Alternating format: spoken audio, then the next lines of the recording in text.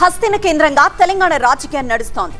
CM సహా మంత్రులు వరుసగా ఢిల్లీలో పర్యటిస్తుంటే తెలంగాణ బీజేపీ నేతలు కూడా హస్తినలో ప్రధాని మోదీని కలిశారు.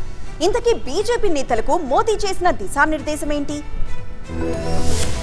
తెలంగాణకు సంబంధించిన బీజేపీ ఎంపీలతో పాటు ఎమ్మెల్యేలంతా ప్రధాని మోదీని కలిశారు. మహేశ్వర్ రెడ్డి మినహా మిగిలిన బీజేపీ ప్రజాప్రతినిధులంతా మోదీని కలిశారు. అందరూ బాగున్నారా అంటూ ప్రధాని ఎంతో ఆప్యాయంగా పలకరించారు. అందరూ కలిసిమెలిసి పనిచేయాలని సూచించారు. రాష్ట్రంలో తమ ప్రభుత్వం వచ్చేలా కష్టపడి పనిచేయాలన్నారు. జాతీయ రహదారులు, ఉపాధి హామీ పథకం సహా అన్ని కేంద్ర ప్రభుత్వ పథకాలు రాష్ట్రంలో ఎలా అమలవుతున్నాయనే దానిపై ప్రధాని మోదీ ఆరా తీశారు. కేంద్ర ప్రభుత్వాలు సమర్థవంతంగా అమలయ్యే విధంగా కృషి చేయాలని ప్రధాని మోదీ సూచించారు.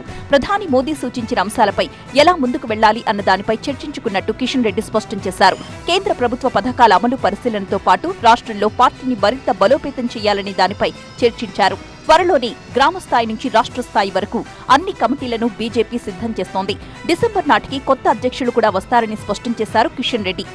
కేసీఆర్ మీద వ్యతిరేకత రేవంత్ కి కలిసొచ్చిందన్నారు కేంద్ర మంత్రి కిషన్ రెడ్డి. పార్లమెంట్ ఎన్నికల్లో తమ పార్టీకి 37% ఓట్లొచ్చాయని అన్నారు. తెలంగాణ ప్రజలు బీజేపీని ఆదరిస్తున్నారని అన్నారు.